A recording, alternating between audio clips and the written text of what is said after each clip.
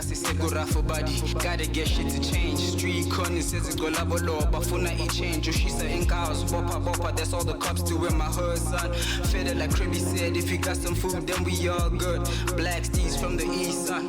Rapping all of my homies down 6 feet deep. Realest cappers from the east, capsize beats, real. Better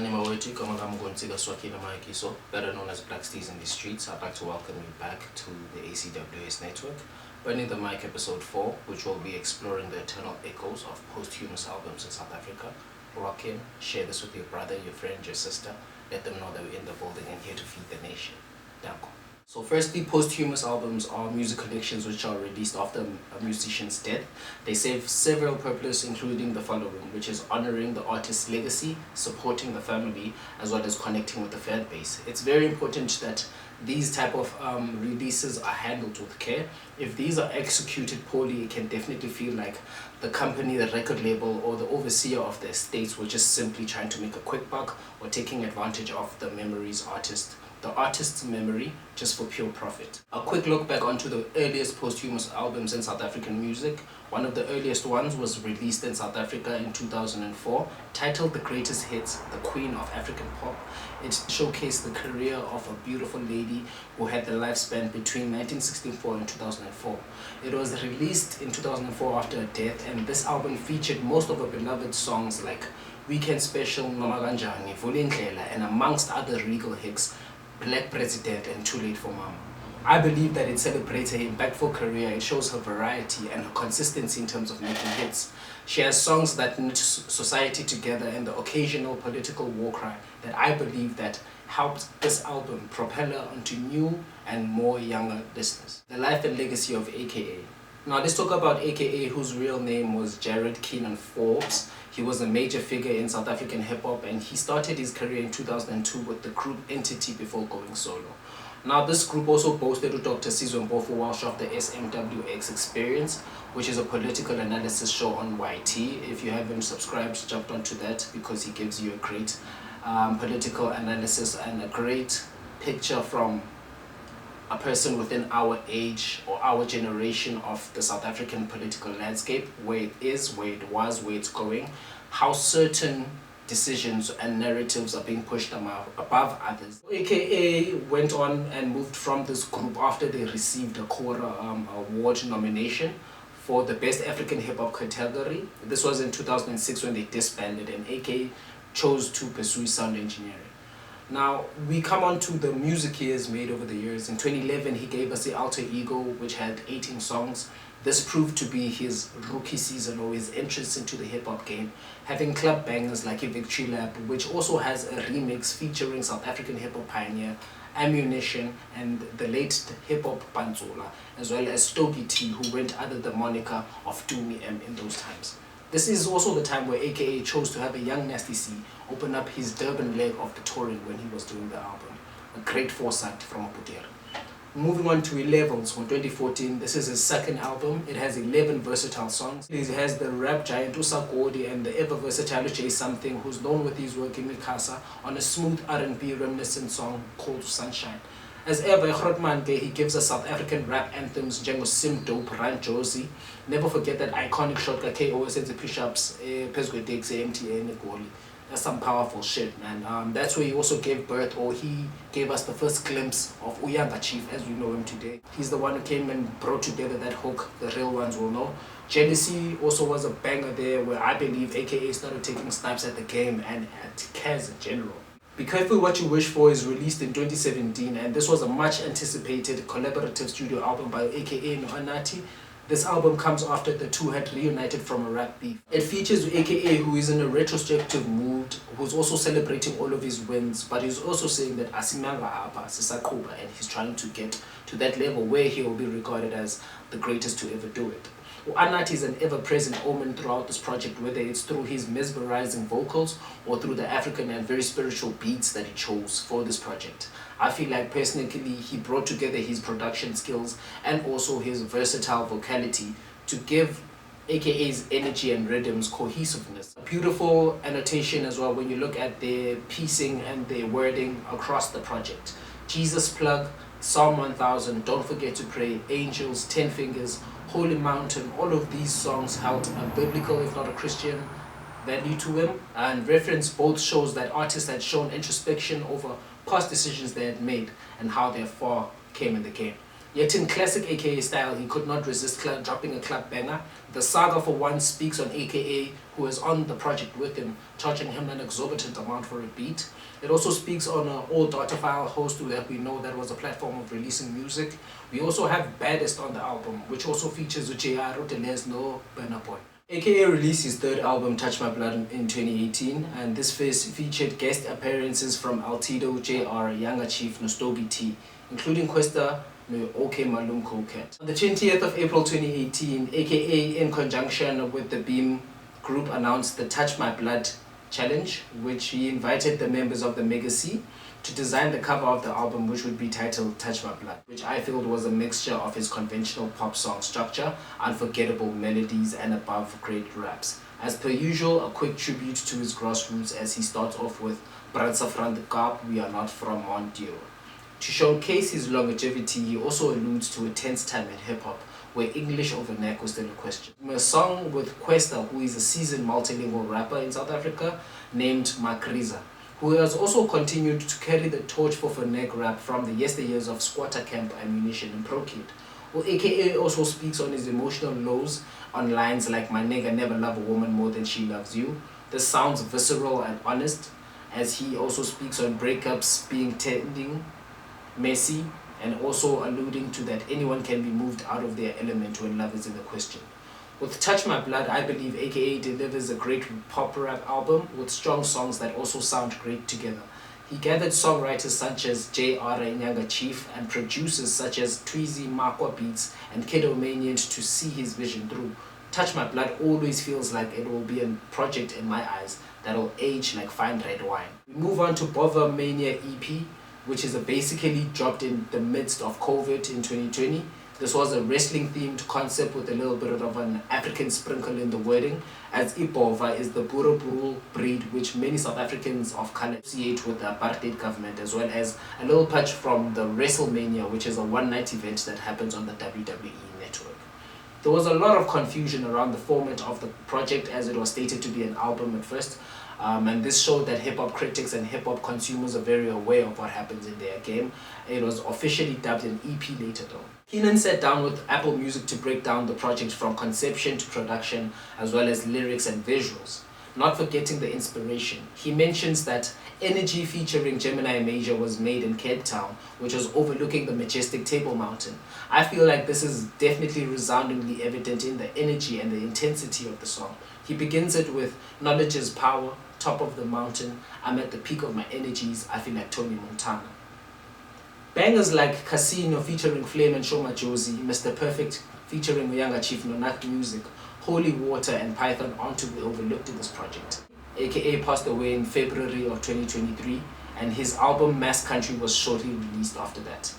This is an album that includes collaborations from MT, Nasty C, and Kuli Chana. It blends hip-hop with local South African sounds, showcasing AKA's versatility. In an interview with Slicker, AKA revealed that the album's title is inspired by a South African music genre called Maskandi, blending the genre of hip-hop with country music. Thus, the link between the title of the album and its artwork are about South African culture. The artwork is designed by South African illustrator Karabo Poppy, and it showcases AKA surrounded by the objects which represent South African culture, like the 10-cent coin, an old BMW, a skull, and a snake. Personally, this project I feel brought about the elements that we've appreciated and celebrated about AKA for a long time. Cutthroat bars, soothing beats, and emotional vulnerability. Diary and Lost Time are emotionally gripping, as he speaks of the lows that he experienced when he lost Nelly Tembe. And we all know that loss is not something that everybody or anyone can bounce back from easily. Mbuzi featuring Tato Soul is a significant gesture of confidence from the OG to the youngin, as he recognizes his games, and he comes from an era where collabos from big artists were not as genuine as AKA and the classes of Ricky Rick made them. For example, Blackies entered twice on Mass Country on Ease and Dangerous, and another song that I saw that this is a musical great and of his own accord, coming out and giving props to a new genre of music, is Amapiano. a subgenre of dance music in South Africa that's found its way to global status and continues to grow. For AKA to nod and say it's time for us to listen to Amapiano, just as when it was told to us to listen to Ibu Shako, is monumental. My favorite personal though on this album is hands down Crown featuring MT Nomanana. MT's verse for me is a personal favorite, like everyone is. Every day he's going through it, but he never shows it. If I make 100 mil, I hope I never blow. Now let's remember the life and legacy of Ricky Rick, born Ricardo Mercado, who is known for his dynamic contributions to music and fashion. He gained attention in 2014 with his single Namfuka, which won Video of the Year at 2015 MTV Africa Music Awards. Beyond music, Ricky Rick was a fashion icon, and he founded the hip-hop festival Cotton Fest in 2019, which celebrates and continues to celebrate South African music and culture. Ricky Rick's contributions to the game extended to mentoring emerging artists and influencing contemporary South African style. He is known for his selflessness and dedication to uplifting others in the game. Mercado drops an 18-track album which is dubbed Family Values in 2015. I mean, he speaks on his fast lifestyle, Josie hustling, and also trying to be a father figure. In the same time, he's trying to be a husband to Mama Bosonke.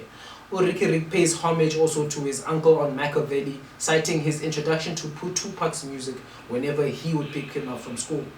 Mercado also speaks on the lows of the nightlife as it caused tensions in his relationship with his mother. Lines like "Mama asked me why I live like a monster, and I asked myself if she ever tasted cranberry and vodka" show the type of life that Mercado was living, and that hit at the core of his fan base. Sihlukoti Nebosonke Sondela are my personal favorites, but there are many other tracks that continued to headline at his shows. We can never overlook the emotional turmoil that Ricky Rick had lived through, and he related this clearly through his music as well. His outro on that album speaks to how he feels like he had failed and disappointed Fassie, and how he hopes Fassie and his dad, they are waiting and looking for him on the other side. The Sidlukotin hitmaker also gave the kids an avenue to witness, touch, and be a part of greatness, paving the way for artists like the late Costa Titch, who was a different breed of creative, whom also we lost way too early due to the pressures of the game. RIP to Constantinos. 3 years later, after his untimely death in February 2022, the Ricky Rick Foundation announced a posthumous album titled Boss Sonke Forever. Released on the 4th of April 2025, the 16-track album features collaborations from artists like Casper Nyovest, Blaqui, and Elaine. Songs like Higher Power and Raindrops showcase Ricky Rick's lasting impact on the music scene. Mercado also relates or alludes to a time where Scoop told him that he would change, and he didn't believe that at the time. Casper Nyovest, I believe, came through and dropped the greatest verse that he's ever done. Better than I Hope You Bought It, better than How Lemonatolin Beats, better than even the diss track that he had brought against AKA. Grootman really arised himself from the dust. My big man said he's a stand-up, but he feels stronger when he kneels. Now I hope that as all we remember that these are talented beings, they are definitely just humans as well. RIP to Ricky Rick, Ricardo Mercado, we don't die, we multiply, big dog. Now we move on to how are these albums created, Definitely involves multiple key aspects, people, stakeholders, and also building the foundation of the layers that you will need for these things to supersede you and carry on even though you are no longer on this earth. The family and the estate, so the overseers of the artist's will, or what is left of their foundation, will definitely have to oversee the project to ensure that it respects the artist's vision. Collaborating with producers and other artists. Producers who have worked with the artist may want to finish incomplete tracks, and fellow musicians also may want to contribute to the album to honor the artist's style and contribution to the game. There's also the record label, where they are responsible for handling the funding, the marketing, and the distribution to bring about the album to the public. There are legal and financial agreements that have to be put in place. Since the artist is not in place, the family, the collaborators, and the record label must agree on rights and profit sharing. When done thoughtfully, these albums can honor the memory of the artist and provide comfort to the fans. However, if they are handled poorly, they can attempt to profit from the artist's death. The importance of building a strong brand to survive your death is definitely evident in this time that we live in. Sadly, in the case of Uma Muzahara, who, despite being a great artist and a revered one in South Africa, we may never see an album like this come to light due to TS records now being defunct. Artists need to be very calculating and very shrewd when signing to record labels or signing agreements with record labels. Own your masters, copyright your trademark, and also own your intellectual property. Learn the trade and try to streamline as many parts of this moving cog or the elements such as publishing and licensing to be bilaterally cohesive. And I mean by this, try and get as much as you can out of the deal. Stretch them out long term and not short term. Rather take a 5% or 20% that will be competitive over years rather than a once-off down payment. Now these posthumous albums in South Africa have allowed artists like Uriki Riku, aka Nomam Brenda Fassie, to continue to be in our memories, for us to continue to celebrate the contributions, also while supporting their families. I mean, by handling these projects with care and respect, we can honor their memories and keep their artistic spirits alive.